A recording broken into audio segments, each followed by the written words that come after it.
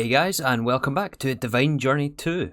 So last episode, we finished off a little bit confused about Bewitchment, and between episodes I've worked a bit on tidying this area up. We now have a wall around here, and I'm also just in the process of setting up some automation for the Bewitchment items. So we got the altar last episode, and the Witch's Cauldron, and also the Witch's Oven here. We did also craft a distillery, but we have still yet to use this thing. So before we move on with any other quests, I would like to automate some of these jars. And I think instead of doing these things on demand, we're just going to do them passively, which is going to be quite the challenge since we have multiple different input and output slots on these witches' ovens. And we could technically do this thing with one oven, although I think it's a bit easier if we add one for each recipe. So that means crafting a couple more witches' ovens. And I'm not going to show all of this, but we do need some more mortem chunks for this. And instead of farming hundreds of mobs here in mortem, we're going to make a powered spawner for these mortem catalines. These catalines drop the soul, which we turn into fragments, and then gems, and then the mortem chunks that we need. And we're going to replace our Eden cataline spawner here, as we don't really need the Eden souls that those guys drop, whereas we could make use of these mortem ones. We just have to make sure we add their souls in the draw network down here. Alright, so now to craft more witches' ovens. And before I craft these, I was having a look at some of the recipes that these witches' ovens are used in. Also used in this brazier and the sigil table, which looks like it's the quest over here. So I think right now I'm just going to make some extra witches' ovens for when we come to this. Alright, so after a cup of coffee and some rebuilds, we have 5 witches' ovens on passive here. Now there's a 6th one here, and that is just for batch crafting. But we have Liquid Witchcraft, Cloudy Oil, Ebb of Death, Essence of Vitality, and Acacia Resin on passive now, along with the wood ash byproduct. And I have also went ahead and automated the distillery that we built last episode, as well as the Witch's Cauldron. So the way this system works is we have 2 inventory readers on the Witch's Oven. The one on the right hand side reads if there's an empty jar in this slot, as even if there is no empty jar in this slot, it will still burn the input items. So this inventory reader on the right checks item slot 1. And the inventory reader on top is actually configured to the target side as down, so that it acts effectively like you're plugging it into the underside of the witch's oven, and that allows us to read this output slot. So in the variable store here we have, well, think of this in lines. So this is the first witch's oven, that's the second, third, fourth, so all of them are exactly the same. These 2 variable cards here are the item slots. Then we're checking to make sure the jar slot is filled, and then we're making sure the output is not filled. And then we combine those together with the AND operator, and that goes into a redstone writer, which will write to this redstone conduit, which is only active with a signal.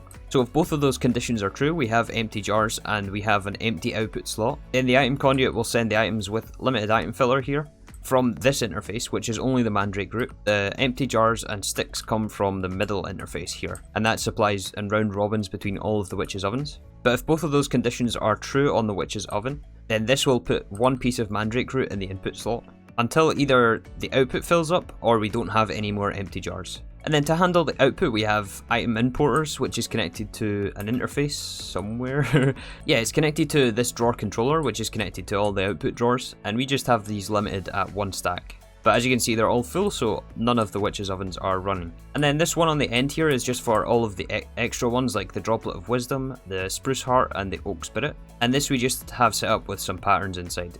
We only have the one right now just for testing. And this system isn't really ideal since the output on the jars is only a chance output. But we still do check to make sure that the output is full and that we actually have jars before we extract from this chest here. So yeah, I hope that explanation kinda made sense. But this does look quite ugly, let's fix it. Yeah, that's a bit better at least. Alright, so as for the distillery, we do have a similar issue with this distillery actually, as we did with some of the blood magic things, in that there is a few recipes here that stack the input items, for example these glass balls. So to solve that, we are using the Applied Energistics item rename in here. And this distillery step we're just doing on demand, so we have patterns for all the outputs that we want from Bewitchment. And then here we have patterns for the wood ash and the glass balls, which is the ones we don't want to stack. And then we include those renamed versions in this pattern. So that once we request this gypsum from the distillery here, we have 1 wood ash which is no stack, which is the one that has been renamed, and the other one is just regular item wood ash. And this should ensure that they don't stack the inputs in the distillery here. And all the outputs are just taken out on item conduit and put back in the ME interface. And that's also our quest. And the last bewitchment item we have here for now is the Witch's Cauldron, which we made last episode. So when we craft with this thing, the water will actually drain out of this. I had a whole Integrated Dynamics NBT set up with this to read the NBT data on the Witch's Cauldron and then control the mechanical user. But I found out that you could actually use a water bucket, which is infinite, and that way we can just keep the user on always on here. And then similar to the distillery, we just have an interface supplying the patterns for the output items and a ranged collector below to collect the output. So with that, I think we are ready to move on with Bewitchment and hopefully finish out this chapter. Let's just follow the quests and see where this takes us. So we need to make some of this fiery unguent, and I've already encoded the recipe in this, so we can just request this and it will go to our distillery. This distillery is fairly slow, I may end up adding multiple of these things. But there is our quest. The next quest looks like it's for ritualistic salt, which is made in our cauldron. This takes some salt from mechanism. We have salt on passive over here, we have 16 stacks of blocks, so yeah. Plenty of salt to go around. And the rest is just some V crystals and some blood magic ritual stones. So we can just put in a pattern for this. Put the pattern inside the cauldron interface. And we should be able to request ritualistic salt. We can also add it to this ranged collector for the future. So this opens up, I guess, another version of the jar, which is made in the distillery again. This looks like a very easy recipe to do. We have the acacia resin on passive. We do need a source of garlic, though. I don't think we're farming garlic. Well, we are now. We can just add it to this plant store. There we go, we can see our garlic. And we just have to give this a drawer, if there was some space. I'm going to have to shuffle some things around. Alright, I managed to find some space on that drawer wall, so we should have some garlic trickling in. As for the white sage, that has also been added to our farm in the middle slot here. So now we can just put in a recipe for our cleansing balm, add it to the interface. And we got our quest. Alright, so now we have to get into something I've been looking forward to in Bewitchment, and that is their Bewitchment Rituals. These things look really cool actually. But first we have to create some ritual chalk. So we can just add an infusion crafting recipe, make sure that the center item is in the first slot, and add it into our infusion crafter here. Also check out all the visitors we've got down there, and they can just stay down there. Luckily no more on this platform here. Oh, and I went to request the chalk there, which tried to craft some more tallow and ritualistic salt. Looks like we made a bit of a mess here. I'm not sure exactly what happened. Let's get some wood ash to clear this out. Oh, the magnet again. We really need a Botania flower in this area. Alright, let's try and restart that craft. Okay, it seemed to work that time. I'm not sure what happened the first time. Chock full of chalk. And I guess the quest actually wants us to make more chalk, which is the focal version. For this though, we do need something that we don't quite have access to yet, and that is the blank advanced focus. Actually we do, I thought we were missing research for this. And you know what, we even have this blank lesser focus, somehow. I don't actually remember crafting this thing. But this thing takes some combination crafting with some of that vengeance essence that we made a couple of episodes ago. Let's take a piece of sodium though, I don't know how many of those we have left. Oh, look at all this V flying about. How awesome is that? Nice, alright, let's make sure to scan this. And now we can use this in our cauldron recipe for the focal chalk. This does also take Swirl of the Depths though. And this is made with Omenthal souls, which we have left over from our visit to Omenthal. Also some of this coquina, which we can find actually down on beaches and coastlines of the world. The Ebb of Death we have on passive here. And then just 2 aqua and permutatio V crystals. Oh, and I guess this focal chalk will also use our basic ritual chalk, which probably means we should make a second. So now we can request our focal chalk. Oh, it's making more Swirl of the Depths. That makes sense. And it goes flying. Yeah, the items from this cauldron tend to have a mind of their own. Oh, nice, this also gives us some sodium. Very useful.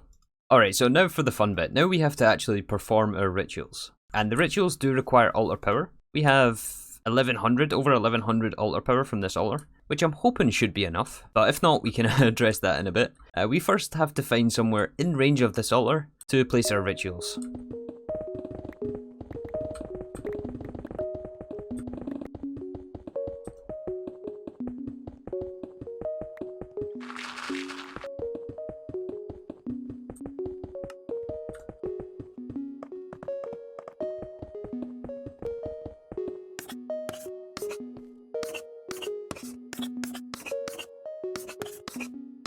So down here is where we're going to start laying out all of our rituals from Bewitchment.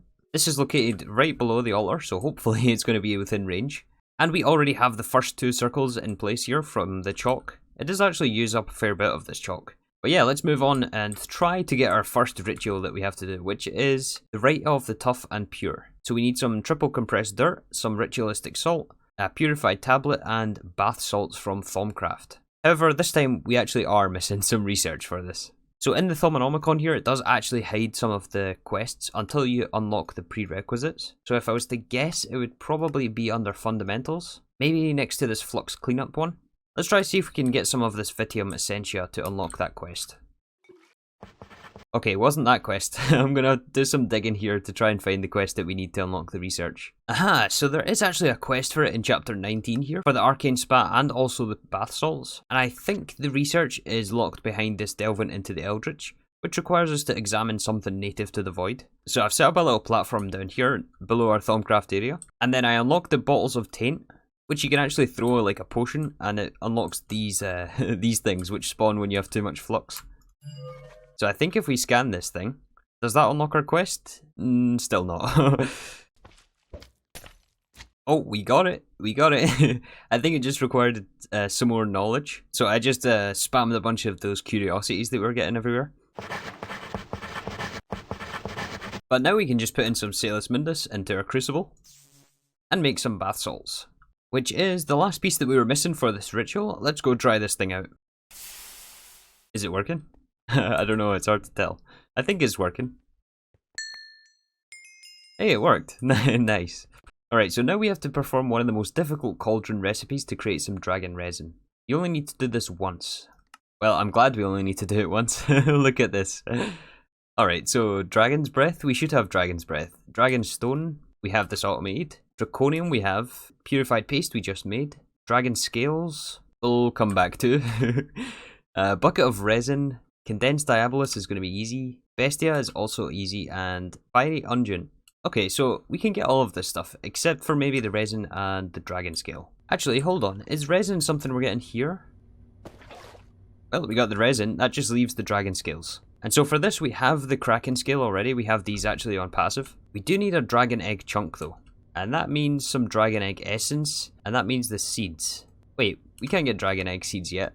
Oh, we have a dragon scale already. Oh, well, that's convenient. We must have got this after defeating the Ender Dragon the second time. Alright, well, we can make our block of dragon stone. We have a spare dragon's breath, the purified paste, the resin, and we just need our infusion crafts. Oh wait, these are alchemical constructs. I must have still had one of these on here. Alright, so we got all 9 of the input items. I think it does have to be in order. So we're going to throw in some wood ash just to clear out the cauldron, just in case we have any nasties in there. Make sure our magnet is off. And I'm gonna double check this one more time. Alright, so Dragon's Breath, Dragon Stone, Draconium, Purified Paste, Scales, Resin, Diabolus, Bestia, and Fiery Unguent. And they go flying again. And it even gives us some more for free. Alright, so that leads us on to a new sapling, which is the Dragon's Blood Sapling. So this requires a little trip to the Nether to get some blood saplings. 9 is going to be plenty.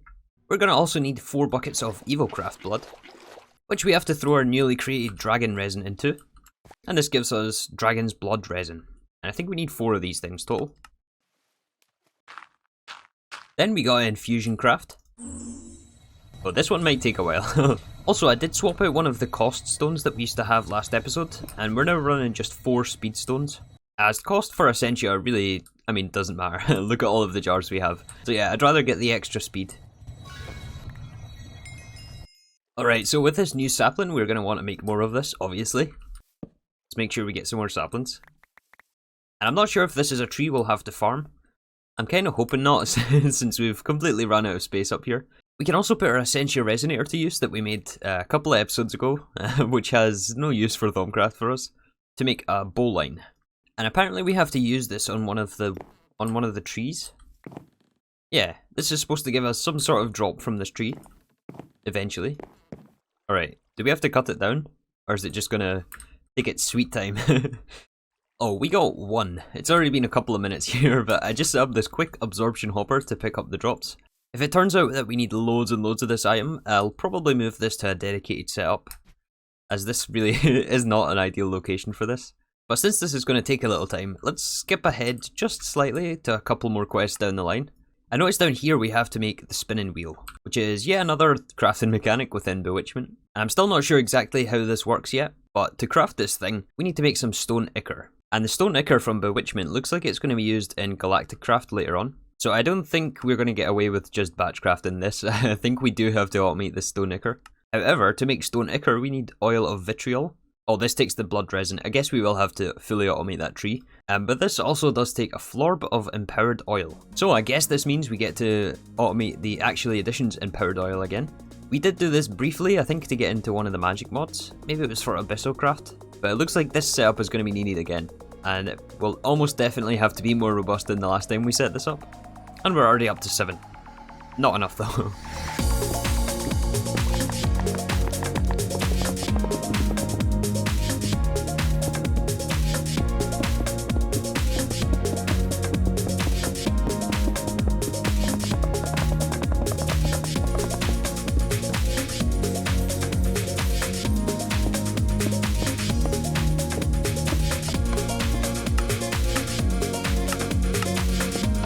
Alright, so now we have florbs of empowered oil automated. Not really sure about this glass block here, but we can figure that out in a second. Alright, so first step, we atomically reconstruct canola seeds into crystallized canola. We have this just controlled by a level emitter to keep 32 crystallized canola seeds. Those are then passed to the very top empowerer over there. I had to raise the ceiling again. But those are empowered with just regular canola seeds, which we're farming in our farm, and then output to this middle drawer. Then we import the regular canola plants into this canola press to give us regular canola oil, where it's buffered in this fluid tank, fractionated distilled into refined canola, and that is sent to this fluid placer, where it's controlled by another integrated dynamics setup. So this setup is a fluid placer and fluid collector combination. So the fluid placer is controlled by this redstone writer, and this will send a redstone pulse if this fluid reader detects an air block in this space. So that will put down the refined canola. Then from there we have to throw our crystallized canola seeds, which we get from the reconstructor, into the fluid, and that turns it into crystallized oil. So I don't know if you can see right underneath there's a world item exporter. This will basically check to make sure that the fluid in that this reader is reading is the refined canola oil. And if it is, it will collect one seed from below it and throw it into the oil. And that then becomes the crystallized oil, which we have to again throw the empowered seeds this time. So the top exporter just checks to make sure that this is crystallized oil, and then we'll throw a seed from this interface down here. Then we have another redstone writer on here which checks to make sure that this block is not air and also not refined canola oil. And if that's the case, then it will pick it up as empowered oil, send it into this fluid transposer where we're receiving florbs from below. And we just have an auto crafter here to craft the empty florbs. There is one thing though, and that is that this takes slag, and we don't actually have a way to produce slag right now. We're working off a backlog. So we'll see if this becomes an issue or not. We may end up running out of slag. But if that's the case, it's quite easy to fix just by adding an induction smelter in. But yeah, the florbs then get transported into this fluid transposer where it gets combined with the empowered oil. I have this turned off for now just for testing. And those contents are output to a drawer where we just have to hook up this storage bus. And also conduit facade. There. Uh-oh, we have a problem. This fluid collector is stopped. I think one of the variables might be wrong here. Okay, it's fixed. I just swapped out the fluid collector here with the Integrated Dynamics fluid importer, and that just goes into a tank instead. And that way we can directly read if this is empowered oil in this block space, and if it is, then it will just import directly into the tank. Alright, so moving on with our Bewitchment quest then. Let's see if we have enough dragon's blood resin. We have, oh wow, over a stack already. Alright, 1 reduction core. Not sure why it's given us this thing, but I guess I'll take that. Alright, so now we have to make oil of vitriol, which is the thing we need the florb for. But I think apart from that, we have actually everything else. The jungle saplings we have on passive for cloudy oil. Yeah, we just need a recipe for this. And we're brewing. We're off. Slowly. There we go. Ah yeah, so now to our stone ichor. So to make this, I think we have everything else here. It's just some more V crystals. However, we do need ectoplasm, which is a witch's oven craft. And this looks like it's a chance output probably, with alumentum. I think we've made some of this before, we should have some left over. Yeah, we've got 16. Yeah, it looks like this is just a chance byproduct. But at least we recoup some of the cost of the alumentum with these shards. 3 crafts and we don't have it yet, this is a bit unlucky. By any chance do we actually have any of this? Oh, we do have some of it. Well, I've no clue how we got this ectoplasm, but let's use it in our recipe here. More quests, so yeah, that unlocks our spinning wheel. We do have to use up our spinning wheel from autumn, It's been sitting here for many, many episodes. And the rest of this stuff, yeah, we should be able to do this. Alright, so moving on to, looks like some sort of strings here. Oh yeah, lots of different strings. And one of the first ones here looks like we're going to have the same problem with this spinning wheel as the distillery.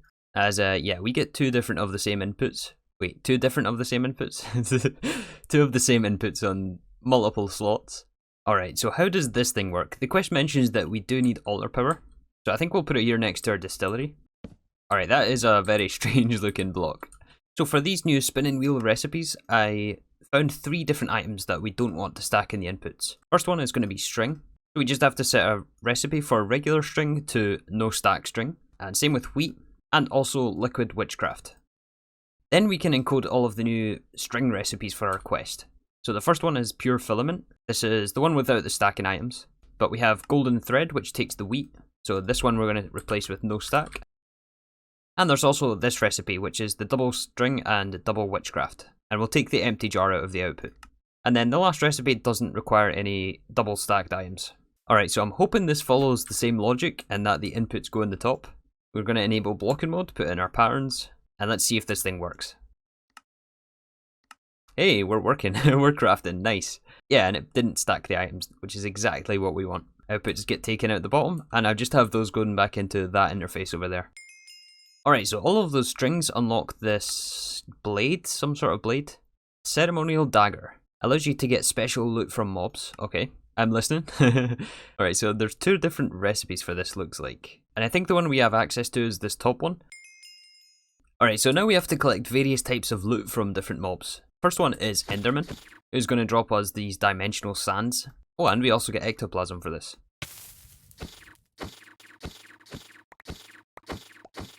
The next dust we can get is apparently from any undead mob, so I'm hoping we can get some zombies here. Yeah, we get spectral dust. The next drop we can get from villagers. Sorry, villagers. Oh, he didn't even give me one either. Yeah, we got their hearts. And the last one apparently we can get from horses or donkeys. Actually, the hooves we have a full drawer of, somehow. And there's our quest. Alright, so this unlocks the next few jars. Which is, well, this one is fairly simple. Yeah, we already have all of this stuff. And otherworldly tears. Interesting. Okay, we need some more ender cores, I think. But everything else here is just going to be a crafting recipe. We just ran out of some of those Omathal souls that we had earlier on. I think we went through all of our backlog of those things. I'm not sure actually if we'll have to powered spawner these guys either. We may have to get some more of these ghouls. Depends how much of these souls we actually need. Alright, where do we go from here? I think actually I'd like to upgrade our armour, now that we have access to stellar stuff. This is apparently the best armour before draconic, so why not? It just takes some heavenly extract and some stellar alloy to upgrade. I'm hoping that we don't lose our enchantments, although I have a feeling we might actually do that. I mean, I guess there's only one way to find out. Oh, it looks like we do lose the enchantments. Well, I guess in that case, let's take all the enchantments off. This enchantment extractor is awesome. We can just directly transfer this to our new set. So, stellar boots, stellar chestplate, stellar leggings, and the helmet. Alright, how do we look? Better? I don't know. Alright, so I think with that, this is also a good time to wrap up this episode. We made some very, very good progress through Bewitchment.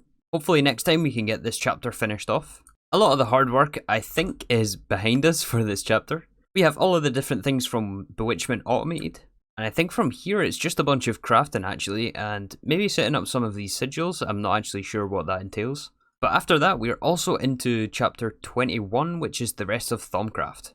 So yeah, I think that is going to do us for today. Thank you for all your opinions and comments last episode, I did read them all. And with regards to the future of the series, we're just going to take it day by day, and I'm going to try to maintain daily uploads. But if there's not a video on one day, it's quite likely that I'm standing in front of this runic matrix, waiting on this thing crafting. So yeah, we're going to wrap up here. Thank you again for watching, and I'll see you all tomorrow for some more Divine Journey 2.